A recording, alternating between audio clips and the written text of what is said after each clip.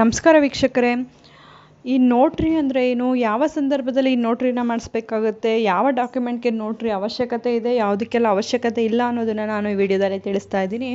Notary ಅಂತ ಅಂದಾಗ ನಾವು ಫಸ್ಟು ತಿಳ್ಕೊಬೇಕಾಗಿರೋವಂಥದ್ದು, ನೀವು ಯಾವುದೋ ಒಂದು ಡಾಕ್ಯುಮೆಂಟ್ ಏನಿರುತ್ತೆ, ಅಫಿಡವಿಟ್ಸ್ ಏನಿರ್ತವೆ, ಅದನ್ನು ನೀವು ಯಾರ ಮುಂದೆ ಇದು ಕರೆಕ್ಟಾಗಿದೆ, ನಾನು ಏನು ಈ ಒಂದು ಹೇಳಿಕೆ ಕೊಡ್ತಾ ಇದ್ದೀನಿ, ಈ ಹೇಳಿಕೆ ಅಥವಾ ಈ ಒಂದು ಪತ್ರದಲ್ಲಿರೋ ವಿಚಾರಗಳು ಸತ್ಯ ಅಂತ ಹೇಳಿ ಅದನ್ನು ಒಬ್ಬರು ಮುಂದೆ ನಾವು ಅದನ್ನು ಸಹಿ ಮಾಡಿಸ್ಬೇಕಾಗುತ್ತೆ. ಅವರು ಅದನ್ನು ಒಪ್ಕೋಬೇಕಾಗುತ್ತೆ. ಇವ್ರು ಹೇಳ್ತಾ ಇರೋದೆಲ್ಲ ಸತ್ಯ, ಇವರು ಈ ಪತ್ರದಲ್ಲಿ ಏನು ನಮೂದಿಸಿದ್ದಾರೆ ಅದೆಲ್ಲ ಸರಿಯಾಗಿದೆ ಅಂತ ಹೇಳಬೇಕಾಗುತ್ತೆ. ಅಂತ ಹೇಳೋ ಅಂಥ ಅಧಿಕಾರ ಯಾರಿಗಿರುತ್ತೆ ಅಂದರೆ ನೋಟರಿ ಅಡ್ವೊಕೇಟ್ಸ್ಗಳಿಗೆ ಇರುತ್ತೆ. ನೋಟರಿ ಅಡ್ವೊಕೇಟ್ಸ್ಗಳಂದರೆ ಏನು, ನೋಟರಿ ಅಡ್ವೊಕೇಟ್ಸ್ಗಳು ಹೇಗಾಗೋದು ಅನ್ನೋದನ್ನು ನಾನು ಮತ್ತೊಂದು ವಿಡಿಯೋದಲ್ಲಿ ತಿಳಿಸ್ತೀನಿ. ನೋಟ್ರಿ ಅಡ್ವೊಕೇಟ್ಸ್ ಸಾಮಾನ್ಯವಾಗಿ ಅಂದರೆ ಎಲ್ಲ ಅಡ್ವೊಕೇಟ್ಸ್ಗಳು ನೋಟ್ರಿ ಅಡ್ವೊಕೇಟ್ಸ್ ಆಗಿರೋದಿಲ್ಲ. ಆದರೆ ನೋಟ್ರಿ ಅಂದರೆ ಅವರಿಗೆ ಲೈಸೆನ್ಸನ್ನು ಕೊಡಲಾಗಿರುತ್ತೆ. 10 ವರ್ಷ ಎಕ್ಸ್ಪೀರಿಯೆನ್ಸ್ ಇರಬೇಕಾಗುತ್ತೆ. SC/ST ಕ್ಯಾಟಗರಿಯ ಮಹಿಳೆ ಆಗಿದ್ದರೆ 7 ವರ್ಷ ಎಕ್ಸ್ಪೀರಿಯೆನ್ಸ್ ಇರಬೇಕಾಗುತ್ತೆ. ಅವರು ನೋಟ್ರಿಗೆ ಅಪ್ಲಿಕೇಶನ್ ಹಾಕಿ ಅದನ್ನು ತೆಗೆದುಕೊಳ್ಳುವಂಥದ್ದು ಇರುತ್ತೆ. ಅದನ್ನು ರಿನ್ಯೂವಲ್ ಮಾಡಿಸ್ತಾ ಇರಬೇಕಾಗುತ್ತೆ. ಈ ರೀತಿಯಾಗಿ ಅದು ಪ್ರೋಸೆಸ್ ಇದೆ. ಅದನ್ನು ನಾನು ಮತ್ತೊಂದು ವಿಡಿಯೋದಲ್ಲಿ ತಿಳಿಸ್ತೀನಿ.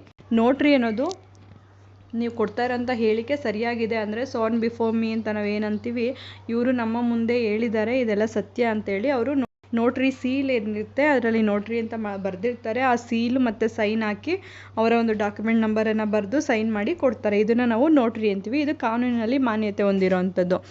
ಆದರೆ ಕೆಲವ್ರು ಏನು ಮಾಡ್ತಾರೆ, ಪ್ರತಿಯೊಂದು ಕಾಗದ ಪತ್ರಗೂ ಕೂಡ ನೋಟ್ರಿ ಮಾಡಿಸಿ ಅಂತ ಹೇಳ್ತಾರೆ. ಅದ್ರ ಬಗ್ಗೆ ಸ್ವಲ್ಪನೂ ಕೂಡ ತಿಳ್ಕೊಂಡೇ ಇರೋದಿಲ್ಲ. ನೋಟ್ರಿ ಮಾಡಿಸಿದ ತಕ್ಷಣ ಅದಕ್ಕೆ ಕಾನೂನು ಮಾನ್ಯತೆ ಇದೆ ಅಂತ ಅನ್ಕೋತಾರೆ. ಎಲ್ಲ ಪತ್ರಗಳಿಗೂ ಹಾಗಲ್ಲ. ನೀವು ಹೋಗ್ಬಿಟ್ಟು ಸೇಲ್ ಡೀಡ್ಗೆ ನೋಟ್ರಿ ಮಾಡಿಸ್ಕೊಬಂದಿದ ತಕ್ಷಣ ಅದು ಕಾನೂನು ಮಾನ್ಯತೆ ಪಡೆಯೋದಿಲ್ಲ. ಅದೇ ರೀತಿ GPAಗಳು, ಗಿಫ್ಟ್ ಡೀಡ್ಗಳಾಗಿರ್ಬೋದು, ಇವಕ್ಕೆಲ್ಲ ಹೋಗ್ಬಿಟ್ಟು ನೀವು ಡಾಕ್ಯುಮೆಂಟ್ನ ಬರೆಸ್ಬಿಟ್ಟು ಡ್ರಾಫ್ಟ್ ಮಾಡಿಸ್ಬಿಟ್ಟು ಹೋಗಿ ನೋಟ್ರಿ ಮಾಡಿಸ್ಕೊಬಂದಿದ ತಕ್ಷಣ ಅದು ಲೀಗಲ್ ಆಗೋದಿಲ್ಲ. ಕಾನೂನಿನಲ್ಲಿ ಅದಕ್ಕೆ ಮಾನ್ಯತೆ ಇರೋದಿಲ್ಲ.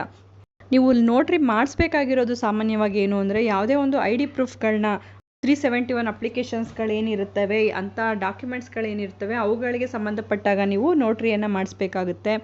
ಅಥವಾ ಕೆಲವೊಂದು ವಂಶಾವಳಿಗಳೇನಿರುತ್ತೆ, ವಂಶವೃಕ್ಷನ ಮಾಡಿಸ್ತೀರಾ, ಅದಕ್ಕೂ ಕೂಡ ನೋಟ್ರಿಯನ್ನು ಮಾಡಿಸಿ ಅಂತ ಹೇಳಿರ್ತಾರೆ, ಆವಾಗ ಮಾಡಿಸ್ಬೇಕಾಗುತ್ತೆ. ಕೆಲವೊಂದು ಡಾಕ್ಯುಮೆಂಟ್ಗಳನ್ನ ನೀವು ಕೋರ್ಟಿಗೆ ಸಬ್ಮಿಟ್ ಮಾಡಬೇಕಾಗಿರುತ್ತೆ. ಅಥವಾ ಕೆಲವೊಂದು ಸರ್ಕಾರಿ ಕಚೇರಿಗಳಿಗೆ ಕೊಡಬೇಕಿರುತ್ತೆ. ಅಂಥ ಸಂದರ್ಭದಲ್ಲಿ ನೀವು ನೋಟ್ರಿಯನ್ನು ಮಾಡಿಸಿ ಅಂತ ಹೇಳಿರ್ತಾರೆ.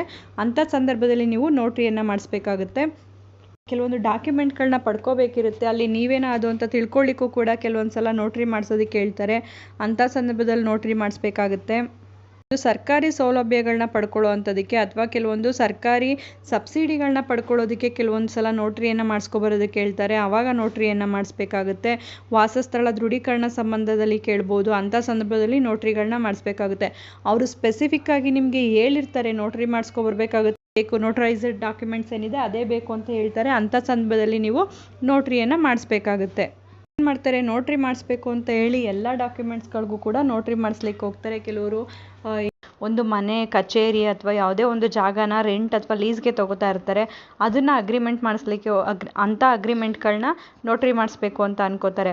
ಪ್ರತಿಯೊಂದು ಕಡೆಯಲ್ಲೂ ಕೂಡ ಪ್ರತಿಯೊಂದಕ್ಕೂ ನೋಟ್ರಿ ಮಾಡಿಸ್ಬೇಕು ಅಂತ ಅನ್ನೋದು ತಪ್ಪು ಕಲ್ಪನೆ ಆಗುತ್ತೆ. ಎಲ್ಲದಕ್ಕೂ ಕೂಡ ನೋಟ್ರಿ ಮಾಡಿಸಿದ ಮಾತ್ರಕ್ಕೆ ನಿಮಗೆ ಅದು ಕಾನೂನಿನ ಮಾನ್ಯತೆ ಇದೆ ಅಂತ ಹೇಳಲಿಕ್ಕೆ ಬರೋದಿಲ್ಲ. ಒಂದು ಸೇಲ್ ಅಗ್ರಿಮೆಂಟ್ ಅಂದಾಗ ನೀವು ಅಲ್ಲಿ ಪೊಸಿಷನ್ ಇದೆ ಅಂತ ಅಂದಾಗ ಮಾತ್ರ ನೀವು ಅದನ್ನು ರಿಜಿಸ್ಟರ್ ಮಾಡಿಸ್ಬೇಕಾಗುತ್ತೆ. ಪೊಸಿಷನ್ ಇಲ್ಲ ಅಂತ ಅಂದಾಗ ನಾರ್ಮಲ್ ಅಗ್ರಿಮೆಂಟ್ನ ಮಾಡಿಸ್ಕೊಂಡ್ರು ಕೂಡ ನಡೆಯುತ್ತೆ. ಕೆಲವೊಂದು ಸಲ ಏನಾಗುತ್ತೆ, ರಿಜಿಸ್ಟರ್ ಪೊಸಿಷನ್ ಇಲ್ಲ ಅಂತ ಹೇಳೇ ಕೂಡ ಅಗ್ರಿಮೆಂಟ್ಗಳನ್ನ ಕೂಡ ರಿಜಿಸ್ಟರ್ ಮಾಡ್ಕೋತಾರೆ ಸೇಫ್ಟಿಗೋಸ್ಕರ. ಯಾಕಂದರೆ ಅಡ್ವಾನ್ಸ್ ಕೊಟ್ಟಿರ್ತಾರೆ, ಅವ್ರಿಗೆ ಸೇಫ್ಟಿ ಬೇಕಿರುತ್ತೆ, ಅಥವಾ ಅದನ್ನು ಮತ್ತೊಬ್ಬರಿಗೆ ಮಾರಾಟ ಮಾಡಬಾರ್ದು ಅನ್ನೋ ದೃಷ್ಟಿಯಿಂದ ಅಗ್ರಿಮೆಂಟ್ಗಳನ್ನ ಮಾಡಿಸ್ಕೋತಾರೆ.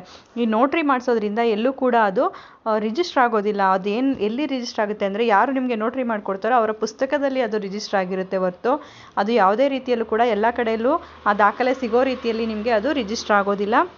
ಇದರ ನೋಟ್ರಿ ಮಾಡೋದು ರೆಂಟ್ ಅಥವಾ ಲೀಸ್ ಅಗ್ರಿಮೆಂಟ್ಗಳನ್ನ ನೋಟ್ರಿ ಮಾಡೋ ಅವಶ್ಯಕತೆ ಇಲ್ಲ. ಅದನ್ನು ಮಾಡಬೇಕು ಅಂತ ಕೂಡ ಎಲ್ಲೂ ಕಾನೂನಲ್ಲಿ ಹೇಳಲಿಲ್ಲ. ಮಾಡಿದ್ರೆ ಮಾತ್ರ ಕಾನೂನಿನ ಮಾನ್ಯತೆ ಇದೆ ಅಂತ ಹೇಳಿ ಕೂಡ ಎಲ್ಲೂ ಹೇಳಲಿಲ್ಲ.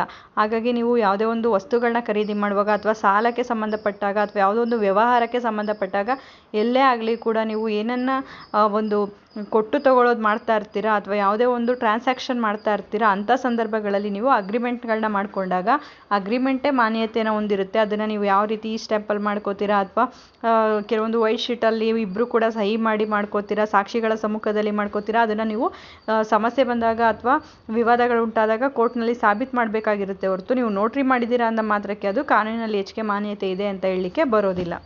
ಈ ಒಂದು ಮಾಹಿತಿ ಉಪಯುಕ್ತವಾಗಿದೆ ಅಂತ ಭಾವಿಸ್ತೀನಿ. ಮತ್ತಷ್ಟು ಮಾಹಿತಿಗಾಗಿ ನಮ್ಮ ಚಾನಲನ್ನು ಲೈಕ್ ಮಾಡಿ, ಮತ್ತೊಬ್ಬರಿಗೆ ಈ ವಿಚಾರ ಉಪಯುಕ್ತ ಆಗುತ್ತೆ ಅನಿಸಿದ್ರೆ ಶೇರ್ ಮಾಡಿ. ಹೊಸದಾಗಿ ನೋಡ್ತಾ ಇರೋರು ಸಬ್ಸ್ಕ್ರೈಬ್ ಮಾಡಿಕೊಂಡು ನೋಡಿ. ಕಾನೂನಿನ ಜ್ಞಾನ ಪ್ರತಿಯೊಬ್ಬರಿಗೂ ಉಪಯುಕ್ತ ಆಗುವಂಥದ್ದು. ಬಿಡುವಿನ ಸಮಯದಲ್ಲಿ ಇಂಥ ಉಪಯುಕ್ತ ಮಾಹಿತಿಗಳನ್ನ ತಿಳ್ಕೊಳ್ಳೋದು ಪ್ರತಿಯೊಬ್ಬರಿಗೂ ಉಪಯುಕ್ತ ಆಗುತ್ತೆ ಅಂತ ಹೇಳಿ ಭಾವಿಸ್ತೀನಿ. ಧನ್ಯವಾದಗಳು.